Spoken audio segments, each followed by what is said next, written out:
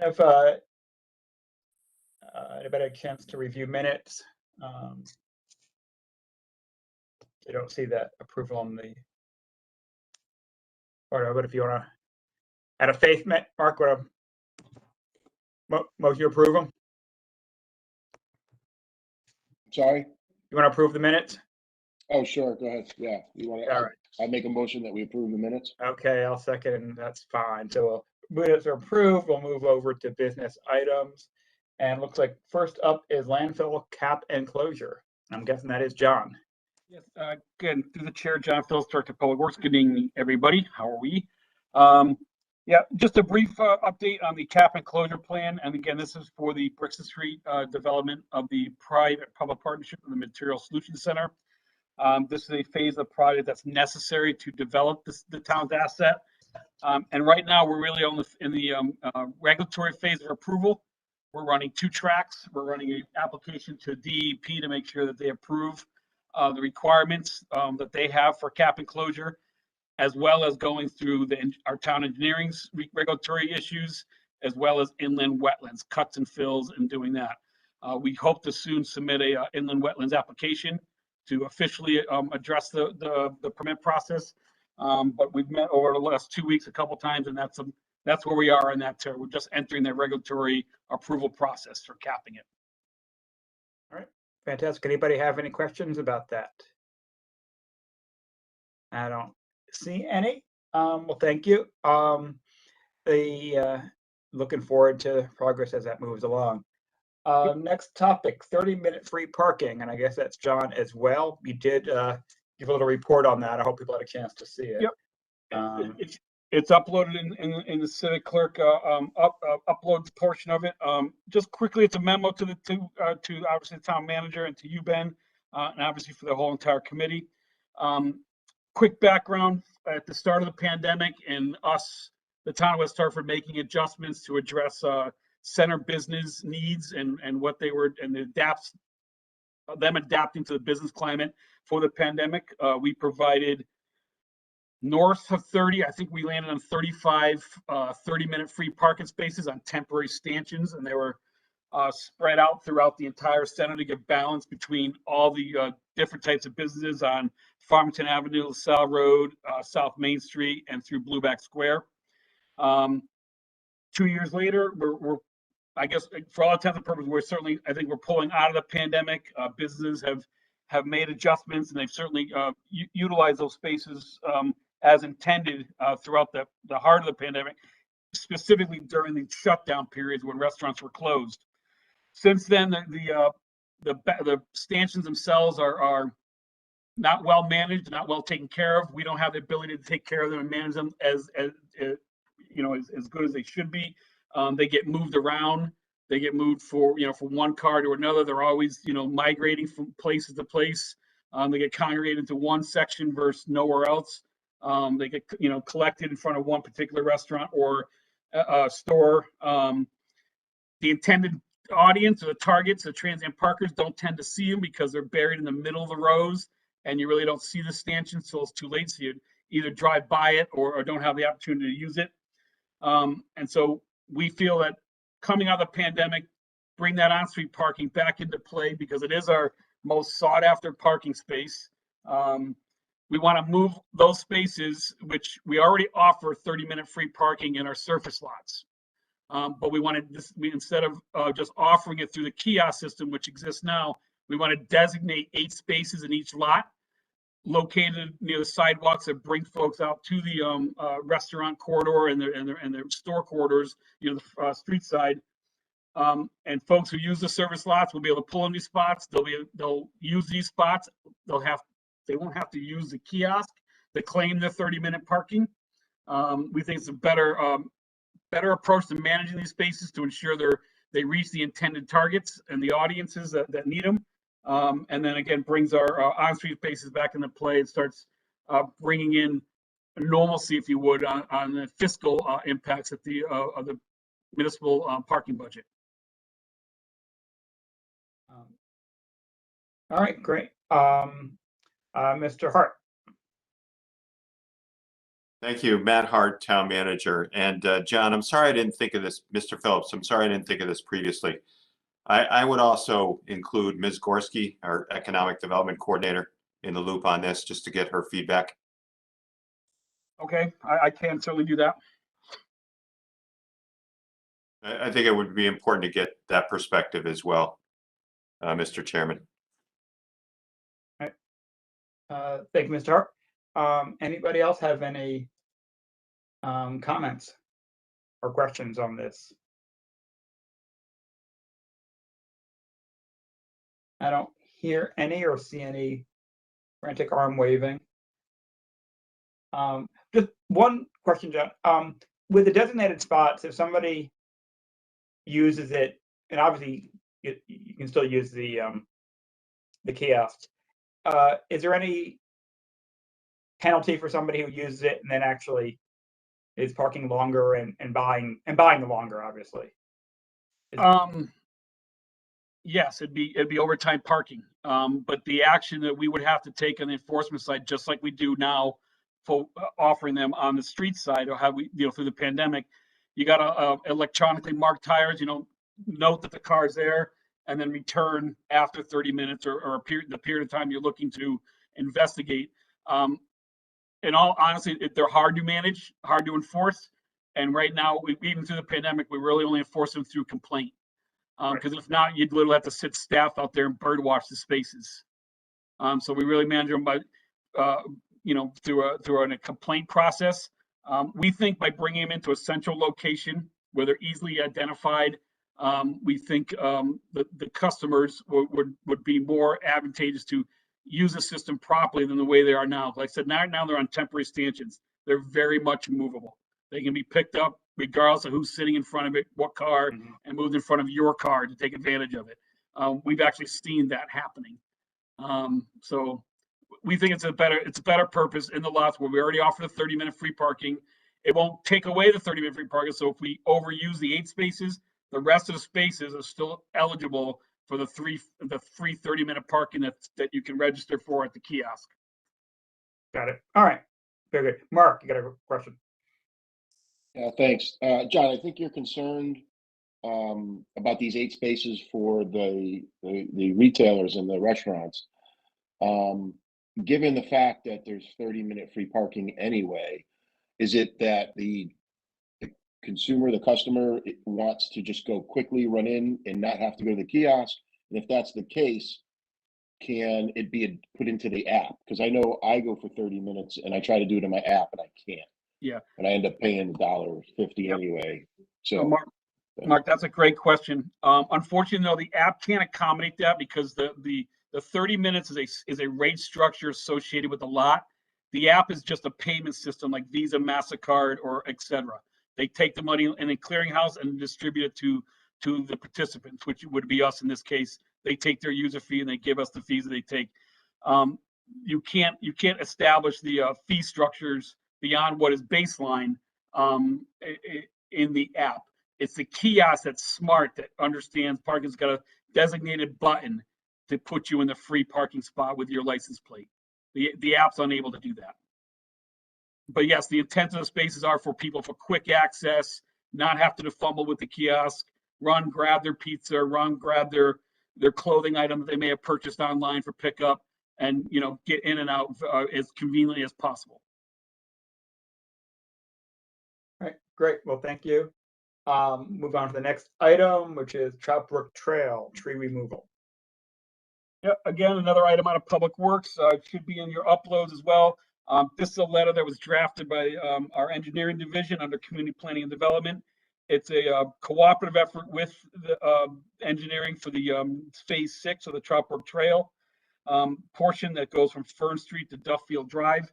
That tree line that runs along Trout Brook Drive it's up until now it's been a passive tree line. We've always maintained the tree lines and protecting the tree, the S turns of Trout Brook, the road itself. It's very narrow. It's growing off a steep slope, 4-to-1, 5-to-1 in some places. But most of the trees in there are a lot of trees have died. They're diseased. The Elmwood ash borer elm trees are diseased. There's a lot of invasive trees that we would recommend be cleared out, so we can encourage better forestation of native of trees that would be replanted, a part of phase 6. But what you have when you got the trail getting put in, you got that passive tree line will be bookended by a street and a public trail. And that now you have 2 target risks for the failing trees that are in this passive treeway along Trout Brook Drive and soon to be along this phase of the trail. So this letter is going out to the public that we will be going in to remove the dead and diseased trees and the trees that are at risk from the trail. Hard leaners that go towards the brook, but the trail will be now going right past it. Trees that are in the way of the trail that we have to remove because the impacts of construction will probably demise a tree anyways.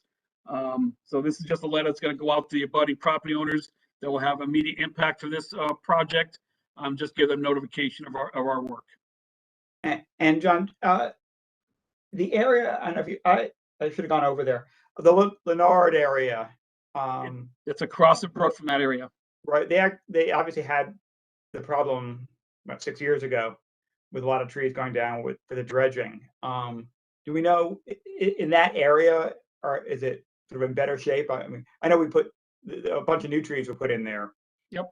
And this is on the other side of the brook, so hopefully it won't have that much impact. I know it was pretty bare there for a while. Yep. Ben, the area that was impacted by the dredging project is growing in. The trees are still, I would still call them immature, 6 years, older than they were planted. The trees that were planted were very young. So it's growing in, but certainly hasn't filled into what was there. But remember, what was there was a very heavily wooded area, overgrowth, a lot of, invasive brush, low brush, stuff like that, but it did create a barrier, albeit not a healthy barrier. Obviously, that stuff had to be removed because of the dredging project and the maintenance area. Again, that's on the west side of the brook. This tree line we're talking about being on the east side of the brook, but it will impact the area. We're not taking any live trees out unless they're already diseased, like the Elmwood, the elm trees, ash trees that are affected by the Elmwood ash borer. We'll be removing those. We'll be removing all the dead trees. And if you drive by there, especially in a few weeks or call it late March, early April, when they start budding out, you'll see the number of dead trees that are in this area. Because you have traffic as being the target and we're taking care of that area, we always left at the west side passive. We didn't care if a tree came down into the flood channel because we just remove it once it's laying down. Now you're going to have a trail that we're inviting the public to walk on.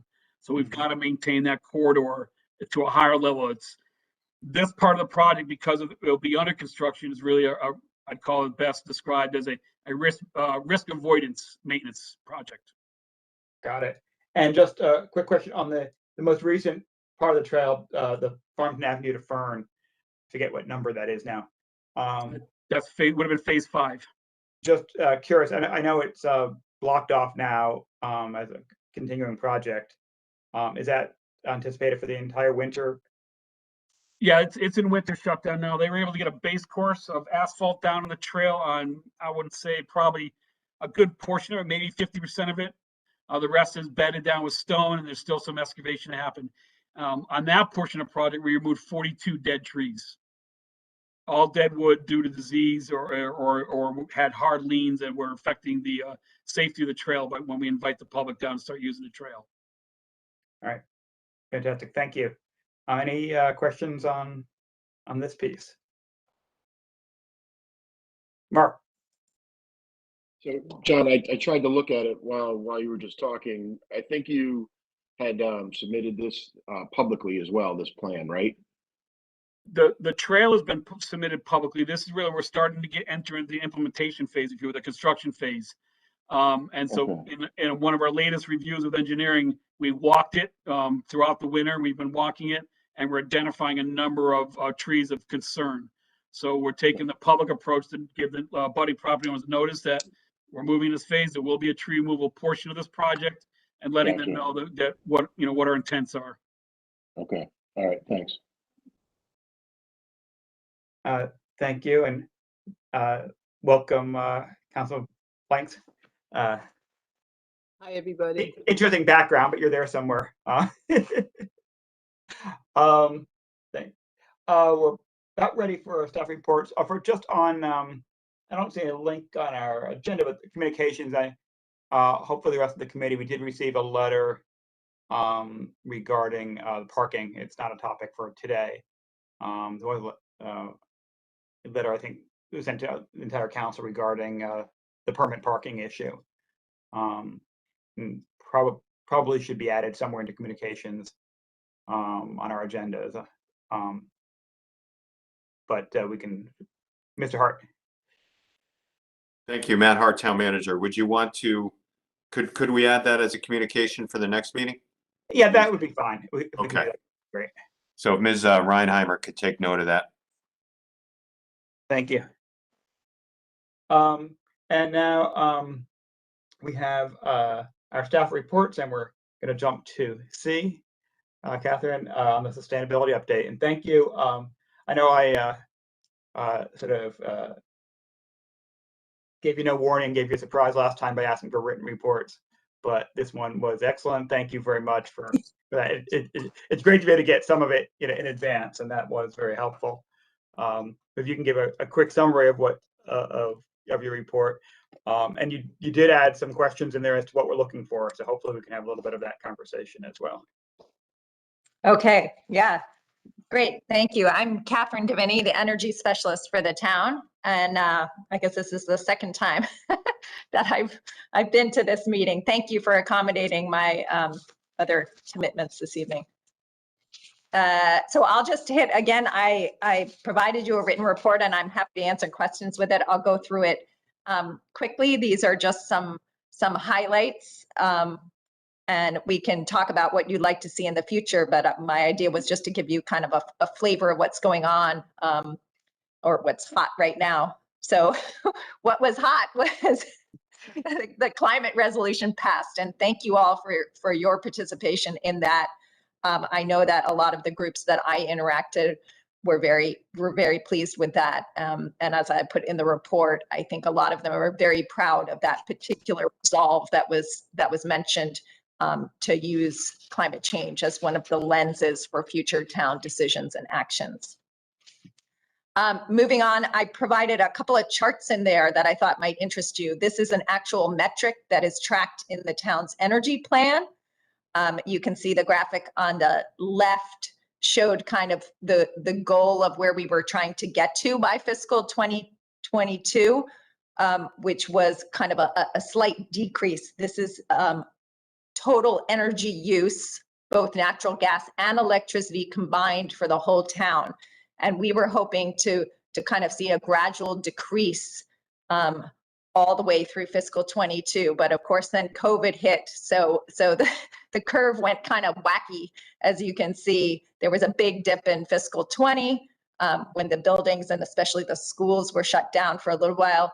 And because of all the increased ventilation and the state requirements that we've had to do as our buildings reopened and were occupied, you've seen that the energy use has gradually actually gone up. And so we're now tracking about 13% higher than where we had hoped to be. The good news, as I mentioned, is you can see that we're still tracking. We haven't eroded all the savings that we achieved from some of the big energy projects that we did back in fiscal 16, and we're still below where we have been historically. So that's the good news. The other good news is that we submitted our utility budget, and we're not projecting any increase. We're hoping to keep that flat. So that would be good news for taxpayers. And then at the end of the first page, I just mentioned that, we do, and Bob might talk more about this in his update too, we do have some quite large capital projects coming online, some ventilation and air quality projects in schools, some boiler replacements, and as well as some new construction, as you know. And we just need to be very vigilant and make sure that we have an opportunity to incorporate energy efficiency and some new technologies and electrification into those projects moving forward. Moving on, just a couple of updates from some of the commissions that I work with, the Sustainability Advisory Group. And this item, I wanted some feedback from you guys. They took a little break over the holidays. I've been working on some stuff on my own, but we are reconvening to work on a recommendations presentation, which they would like to give to this committee or to council, whatever is appropriate. So I wanted to ask your opinion, whether you would like that presentation at this regular monthly meeting, either maybe March 3rd or April 7th, or whether you might want to hold a special meeting for that presentation. And I guess wrapped up in that question is how long you might be willing to give them for this presentation. Well, that's a great question, and I guess I'll start with the question was whether it should be presented to the committee or to the council as a whole, and I defer to the mayor on, who turned on her camera, so I'm hoping that means that she wants to. I unfortunately I had a call. Catherine, can you just that's why. Can you just review what this presentation would be? Thanks. Yeah, so this presentation, and I think they're prepared to present to you as a committee, and then you can maybe decide if you'd like them to repeat the presentation to council. But the idea is this is a presentation that they've been working on to kind of let you know what they've been doing, and also to give you kind of the gist of the presentation is recommendations, some priority recommendations and other more specific recommendations of how to move forward on sustainability. That's what they were tasked to do. Two things: help with the sustainable kinetic application. So they've kind of done we've done a summary of that. And they've been working on a gap analysis of kind of what the town has, what the town is not working on, and then recommendations for moving forward. Thank you. So, and they can do it in a condensed version. I have to be honest, I think the presentation is very meaty and long, but it can, they can give you the entire thing, and we can do just like we're doing here, kind of hit the highlights, and you would have that presentation. Or if you want, I think they could go through it in more depth if you would like to have them do it at a special session dedicated to that. And I may have been a little confused. Talking a special session of this committee as opposed to we also talk about our committee of the whole. Yeah. I know other members of the committee. What do you think? Scheduling is just really, the hardest issue is just scheduling. Obviously, I think my inclination would be to incorporate into a regular meeting, but it would be one you would certainly want to invite the rest of the council. That might be one that people particularly want to come to. Well, Mr. Chairperson Minograd. No, we are headed to budget season, and things are going to get very busy. We actually are probably going to repurpose one of these meetings for a budget workshop. So that is the proposed calendar that Essie and I have been working on with Rick. So I am a little Catherine, can I ask how long the meaty presentation do you expect that would take? Is it an hour? Is it the meaty one? I think might take 45 minutes or an hour. The condensed version, I would hope that we could give them maybe 15 or 20 minutes. So just about, I would recommend that we do the condensed version with the materials for the meatier version, and then maybe we do. I think it's important for the council to see the recommendations and those serious recommendations that we really believe that we can achieve in our maybe in our foreseeable future. In the next kind of a path, maybe we can get more detailed on those pieces of it. It's hard to know without knowing what's in there. I mean, there might be great things that really are out of our reach right now with our budget, what we have ahead of us to accomplish. So it's a little hard for me to, it's kind of, we're a little you know, it's a little, Yeah, I think they're presenting, there'll be kind of some short-term, medium-term, and longer-term recommendations, and they're not expecting you to, you know, take action. I think the idea is to get this information in front of you. And, you know, some of it can be started, and others of it will have to wait. But I think it's a very robust presentation from what I. Well, maybe, you know, as we put together the agenda for the next meeting or two, you know, maybe me and the town manager can talk about it and just sort of figure out, you know, timing. Obviously, as we get the budget schedule as well, and hold off on that. You know, we'll get you in one way or the other, and maybe, you know, in sort of as we know a little bit more, but also as we know what the schedule's looking like, trying to figure out what's going to work. That sounds great. We can get you in. I think that'll go as we sort of put together the agendas. So do we think that, are you thinking we might want a condensed version at either of those meetings? I think probably March? would be, yeah, probably one of those. I just want to make sure that we have, you know, nothing else, a big talking item coming up that would, you know, we might need to do a special meeting if we have other big issues coming through. So I think we have to wait and see a little bit about what else is there. Okay. But but we should be able to get you into one of those meetings, I would imagine. I would love to put it on the March agenda if that's okay, and then we might get bumped. But then again, if we give you the condensed version and you're begging for more, they can come back in April and give you a little bit more in depth on some of the slides they didn't get to. That would be in your packet. Right. Yeah, like at this point, again, I think we've got to hear even whether we have committee meetings, depending on, so the agendas get set late. We'll be in touch on that. I think that'll be my goal. But like I said, until we start actually scheduling the line by line review of budget and stuff, it's hard to know, you know, even whether we have committee meetings in budget season. So, but be ready, and we'll get that on pretty quickly.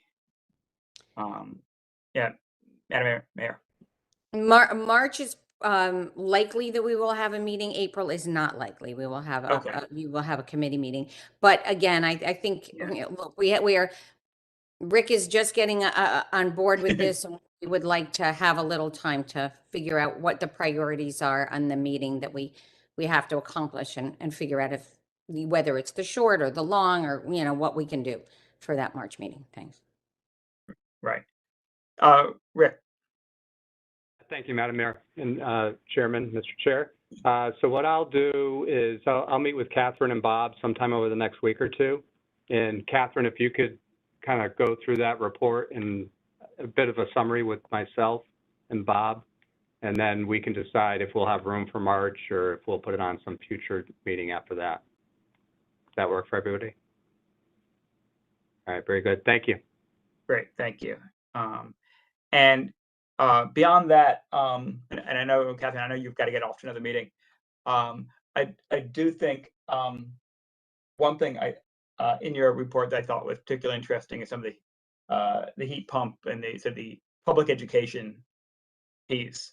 And I'd love to hear more about that, and you know, in terms of how we can help, not just on the particular issues, but generally. You know, certainly part of our charge is to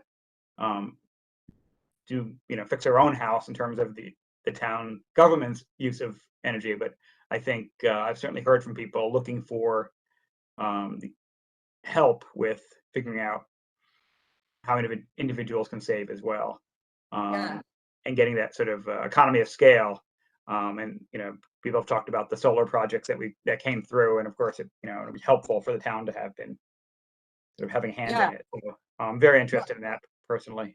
I'm so glad you're interested in that, and there are going to be plenty of opportunities for us to get you guys involved.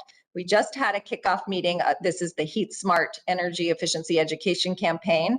that the Clean Energy Commission is going to launch with a community team that we've recruited of West Hartford volunteers.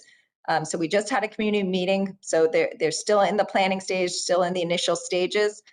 We just actually today finalized a press release with Sherry's help as well, that will be going out soon. And the official launch of the campaign is going to be on February 8th. But yeah, stay tuned to that. It's specifically focused on increasing our participation in the home energy assessments, coupled with education about heat pumps, kind of a specialized technology, and trying to encourage the installation of those. Yeah. Great. Well, thank you. So if nobody else has any questions, we'll move on to the next staff report. I just wanted to encourage you guys to take Catherine Bruns up on her offer to go visit a school and the food waste diversion that was in there. I did see that. Sorry to interrupt, but I would love for you guys to get involved in that as well. All right. Thank you. Ms. Blanks. Thank you, Councilor Winograd and Catherine. And I may have missed this since I joined the meeting late, and I know we're pretty good about that.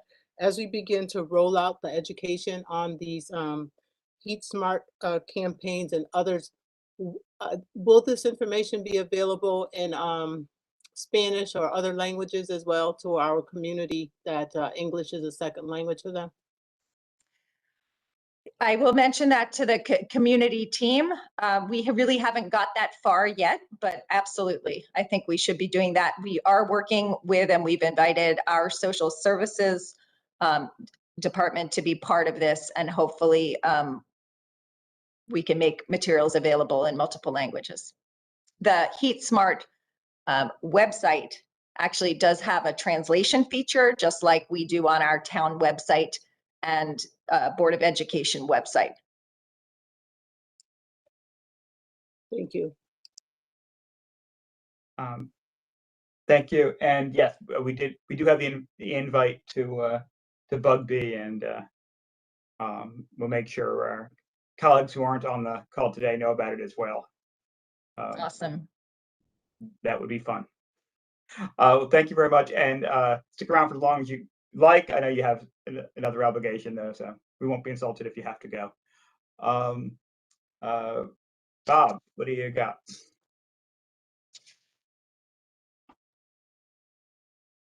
Hi, Bob Palmer, Director of Plant and Facility Services.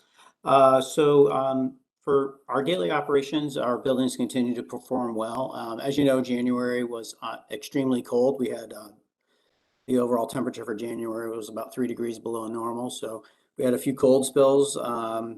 We were concerned, especially with the way that we're running the buildings now with increased fresh air, that we would have some potential freeze ups, but our staff paid really great attention to the buildings and took precautionary steps to make sure that things didn't freeze up and we didn't have any issues with buildings. So, Catherine's constantly reminding me, watch the operation of those buildings because, during those extreme colds, we end up running them around the clock just to make sure that we don't freeze them up. So, but they did perform well. And actually, even with some of the more recent colder temperatures, we haven't had to run them around the clock. So that's good news. So they are performing well and we're doing well in that area.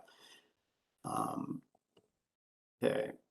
So we're still doing very well as staffing retention on our custodial and building maintenance staffs. We've had very little attrition recently. We did have a little bit of an issue back in the summer and fall, but we were able to staff back up, and we're maintaining our staffing, so that's great. So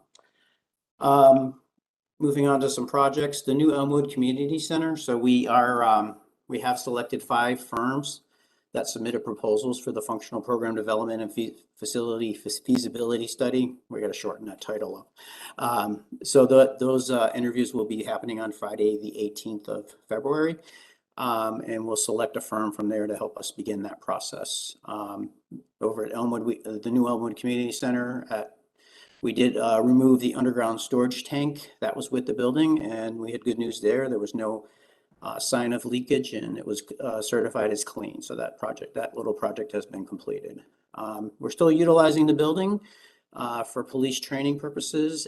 We also have Bob McHugh in emergency management have been doing quite a few operations out of there as far as giving away COVID-related materials such as masks and home test kits and that type of thing. So regarding capital projects, we're in full swing getting ready for our always busy summers, but also doing projects currently. A lot of projects have been out to bid. We've had bids come back. Things are looking pretty good so far. We're seeing some escalation in cost, but we are seeing reasonable project costs so far. So on the town side, the animal control facility will go out for RFP shortly for design. The town hall, the front sign, it's been in process for a while. I'll try to get an update for you on that. That's kind of slowed down. I'm not sure what the hiccup is there. Public safety facilities will do that RFP very shortly as well.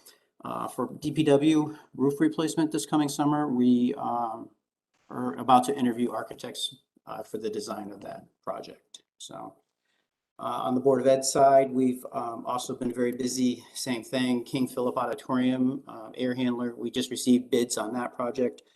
Those bids came in a lot higher than we anticipated. So we're looking at the design and trying to Catherine's been involved with me on those conversations, trying to look at the design and see if we can reduce the cost there, but also being conscious about energy too. So we're also scheduled this summer to replace Hall and King Phillip Auditorium seating. Some of those projects have been delayed from last year. We have roof replacements in design for Brayburn, Sedgwick, and Hall right now. Those go to bid. I'm not optimistic that all those projects are going to make it this summer just based on materials and costs, but we'll see what happens in the bidding. We're doing flooring replacement at King Phillip and Webster Hill this summer. We're doing things a little bit differently there in that we're purchasing the floor tile now directly instead of having the contractor do it. That way we can make sure that we're going to have those materials in time for summer. So Norfelt security improvements. This had gone out to bid last summer. We only had one bidder and we decided to rebid that. So that's currently back out to bid right now. Masonry repairs at Hall are still on design right now. Restroom renovations at Connerton Hall. We had put that out to bid earlier in the fall. Those have come back and been awarded. At the same time, we had done Sedgwick and the bids came in a little higher than we wanted. So we just rebid it. We're going to do it as a 2-year project now. I think the problem before is we were trying to do way too much in one summer. So that's what was escalating the cost. So we broke it up into 2 years. We just got the bids back on the revised schedule. Those look much more favorable. So culinary lab at Hall, that is out to bid again. That was another project that was postponed from last year due to bidding issues. But that's out to bid right now, and we're pretty confident that's going to come back very well. And we're just beginning the design process right now for fresh air ventilation at both Duffy and Webster Hill. And Catherine's very involved in those projects with us, making sure that we're going to look at all the different options and technologies available to make sure that we're doing well. The goal is, of course, getting fresh air into these elementary schools. We're going to make sure that we're doing it in a very energy efficient and environmentally friendly way. So that's all I had. If anybody had any questions. Great, thank you. Bob, could you just, in regards to bidding out projects, what are our rules? Like, what is the threshold where things have to get bid out? Yeah. So anything below $10,000, I can just find a vendor. Between 10 and 25,000, I could get 3 prices, and anything over 25,000 has to go out to bid. All right. So that's the general rules. Yep. All right. Well, thank you. That's Yep. Good to know. Any questions from the committee or anybody else? For hands? I do not see any. Well, thank you very much for a complete report. You're welcome. Appreciate it.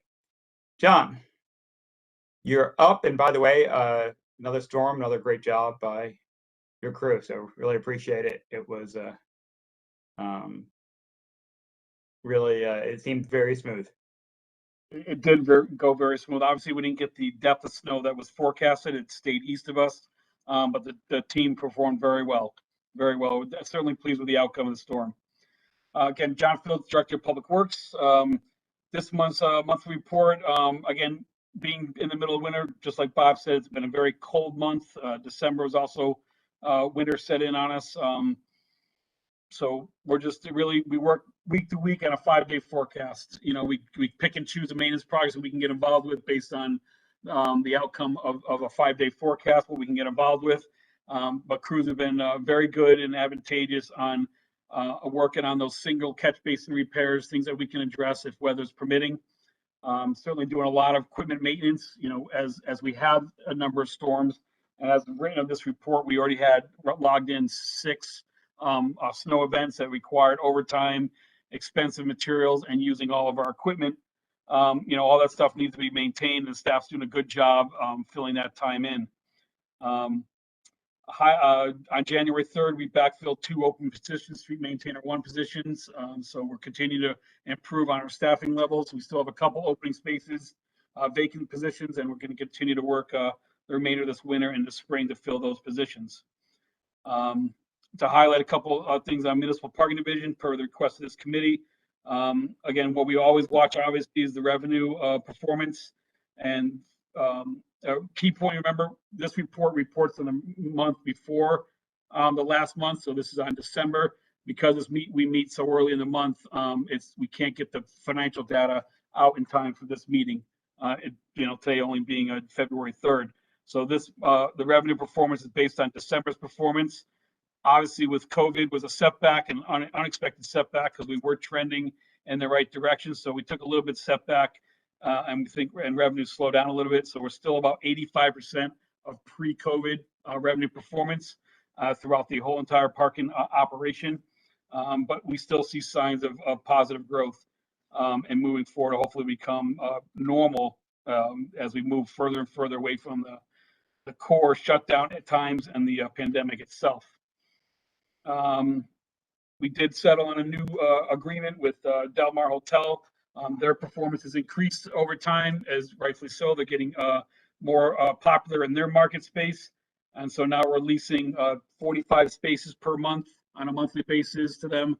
And a year ago's target was only 30. So we were able to bump that up 15 spaces, which is a positive for us. It's a bit of a challenge managing hotel parking. It's a little different than what we're mostly used to, but Brook and her team do an excellent job of accommodating their needs and requests. And we think we're doing very well in making sure that their customers are treated right. Their cars are being parked safely and securely. And I know of no problems in that space. We're continuing to develop and move our new, it's called Up Safety. It's our permit citation management program. This week, we took steps reaching out to all department directors to touch and feel the new permit system for employees. You as council members will see it very shortly where they'll be able to log on. The best analogy, it's like an Easy Pass where you put in your information, you log in your cars, and then you really register it for a virtual permit based on the unique identifying plate that you have on everybody's vehicle. So we're moving along to that. We did finish the installation of 2 kiosks in the auditorium. So as we rent out the auditorium and customers come, there'll be 2 kiosks. Recovery should be quick between customers where they'll validate their license plate because they're attending the event at the auditorium, and they'll receive the full validation for their vehicle in the town hall parking lot. And again, that was just completed this week. So we'll continue to move along, and some of our targets of February 15th, we think we're right on target to continue to push out the new permit program. The key piece, though, is getting all the town employees acclimated to the permit system and get them in the system before we take next steps. Looking further on the road, we hope this summer we'll actually remove the islands that are in the town hall lot and do new treatments there. We'll probably do a flush treatment to delineate the in and out islands, but get rid of the raised island. But we will put speed bumps in, or speed humps, to make sure traffic's not speeding into the lots and keep traffic as safe as possible coming into the parking lots. Couple good features. I hope if you were able to get out walking on the warmer days, West Hartford worked collaboratively with Capture West Hartford banners through the library and the Art League. They are up on our banners, our decorative poles on South Main Street. They came out really good, and I think it's a good addition as far as a walking art display. Again, a credit to the Municipal Parking Division to help out and illustrate, push that program along. Overall, department productivity is at a good, actually it's a high rate because we're not doing a lot of the construction work, so we're able to go after outdated or dated work service requests that have been sitting in our queue for a while that we're able to attack because of, if the weather lets us to. But we have been able to increase our key performance indicator of 80% completion on all incoming work orders. And that's just seasonal because we're not getting a lot in. We're able to really get teams on the ones that are coming in and closing them out in a timely fashion. And that relates to a lot of positive feedback we're receiving, especially in the pothole area.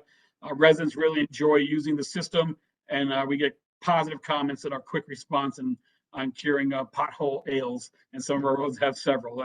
But it is that season. We'll fix them today and they'll re-break tomorrow. So we expect that. And overall, that's where Public Works report sits. We happy to take any questions. Great. Well, thank you very much. I guess we did one thing to try to boost your revenue with the new approval of the building on Farmington Avenue, which will get some extra spaces in there, and I appreciate your work on that to sort of make that all work. Yeah, we're working with legal now to actually start really defining what the parking agreement will be. But the green light through you guys adopting the project was a step forward. Yeah, and like I said, I appreciate the innovation that involved. And again, we'll hopefully help your numbers as well.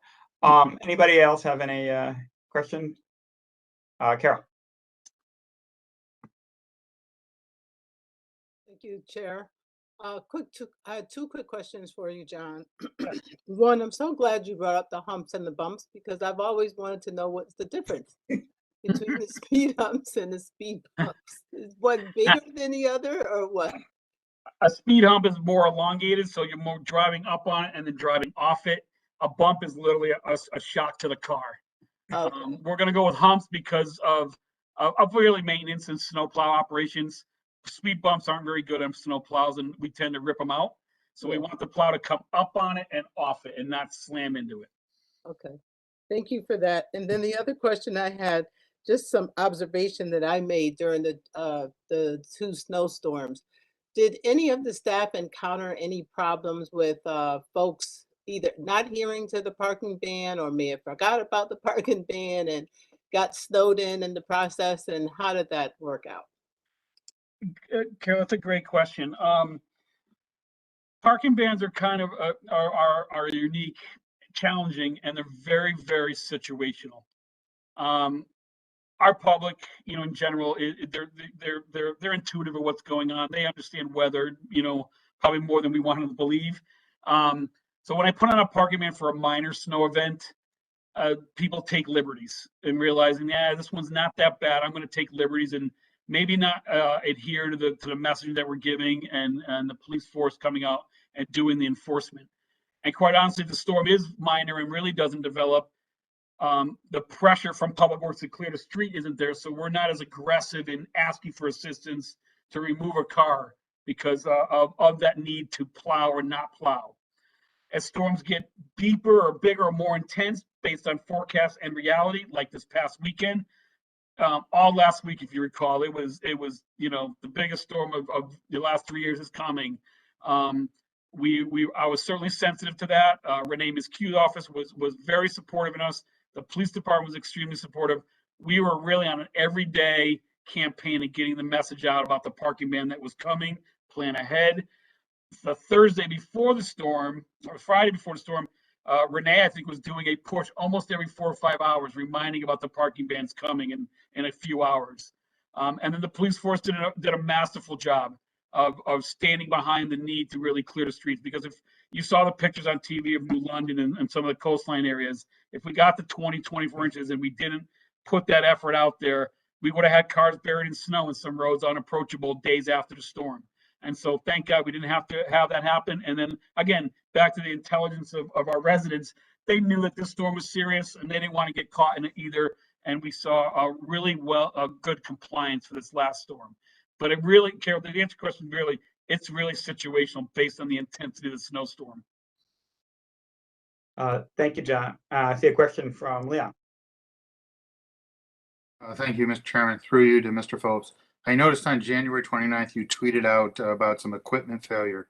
Can you fill us in as to the extent and what the estimated? Yeah, that was it was at leaf springs on a truck. It just shows the rigor that these trucks go through plowing snow.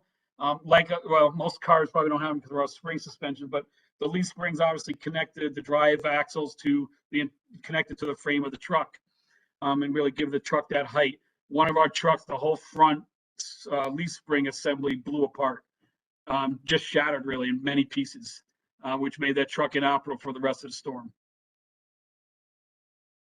I use that as an opportunity to show that the work we do is hard, and things happen, and extensive damage can happen even to our trucks. And as a follow-up, what is the condition of the truck currently? And the truck's operational. Hartford has an excellent company called Super Springs. They specialize in rebuilding springs like this. So the turnaround time was we sent it down there. It was within 24 hours we got the truck back, and it's back on the fleet. Not an inexpensive repair though. Thank you. Appreciate learning more about it at some other time. Thank you. Thank you, Mr. Davidoff. And Mark, see your question. Thanks. I have two questions. One is we know that you have, or at least some of us from the Board of Ed, you have that magic app that you have for weather, and you assist the assistant superintendent often on calling schools. Selfishly, with two kids in hall tonight, what's the outlook for today's storm coming? Mark, actually, it's this year's weather's been very difficult. A lot of the computer model, again, it's all about mathematics and science and merging those two disciplines together. It's been tough this year, really watching the apps. I follow several. I don't tend to follow news media because they have a role and they do very good. I'll be honest, I read John Lyons' comments that he makes on Facebook. Actually, he and I had a great conversation last night, a lengthy conversation on weather and information, just trading information. I use WeatherWorks, which is a paid service by the town of West Hartford, which is used by all your major sporting events, Major League Baseball, PGA, the NFL.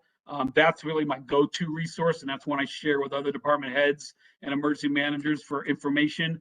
And then other apps that are on there is eWeather apps, a really good one that we use. And I kind of pull all this data and I just read and just kind of, I'm a weather geek when weather's coming. But this year's been particularly difficult because there's been a lot of variables that can happen. And tomorrow's storm is in that same time frame. Just this evening before this meeting started, I was getting some app pushes where the warm weather may not pull out as fast tomorrow morning. So they're now delaying the colder weather to more noonish, right? So you're gonna have more rain when you wake up. There's still that threat of snow and ice or sleet, but they're now saying later in the day. But WeatherWorks is reporting it though pulling out of the entire state between 3 and 5 o'clock in the afternoon, not going so deep in the evening. So I'm not in the business of closing school. I just pass out the information as I receive it. I think it'll be safe to get to school tomorrow very easily, but then the question is the commute home. And I don't think there'll be a difference in weather between midday, half day, or a full day. So I think the decision makers on the school side will have to decide on really that commute home and the bus routes and the type of weather we're having. I don't think we're going to get much way of ice. Our weather service that I'm reading are leaning more towards the sleet, but sleet is 3 times more dense than snow. It's like driving in mortar or an oatmeal, if you would. It's not easy. It's hard to plow. So we're not looking forward to anything deep as far as sleet goes. But we'll see. Okay, thanks. I was looking for a yes or no for school. So, but that's all right. So, but the other thing is I know you drive around town and somewhere there are granite curbs, and I know where you go for sidewalks if you have an issue with sidewalks. Is there a place to go for curbs if neighbors from the plows they get pushed up on the corners of curbs? Is that something on the website as well? Yeah, right through the reported problem. I think we actually have a specific category for curb damage or winter plow damage. Okay. What we'll do with that work order now is we'll open it, obviously review, inspect it.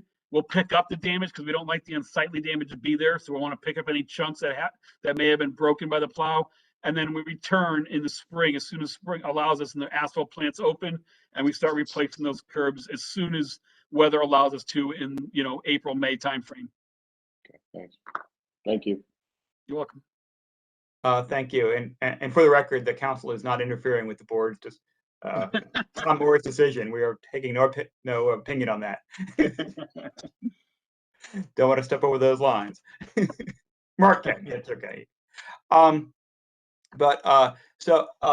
Thank you. If there are no other questions, we'll move toward the ending of the meeting. But first, or last, I do want to acknowledge Mr. Hart. I think, looking at my count, I think we got your last meeting. I don't think there are any scheduled in the morning. So I know you're sick of hearing about goodbyes, or maybe not. But so I won't go on too long with it. But I do want to thank you on behalf of this committee for all the great work you've done with us, and you've been fantastic, and we will miss you. And looking forward to working with Rick as well. So, again, thank you for all your work, and wish you all the best. And thank you for making us your last stop on on the committee circuit. So, Thank you. Thank you very much. thank you. And with that, I'll entertain a motion to adjourn.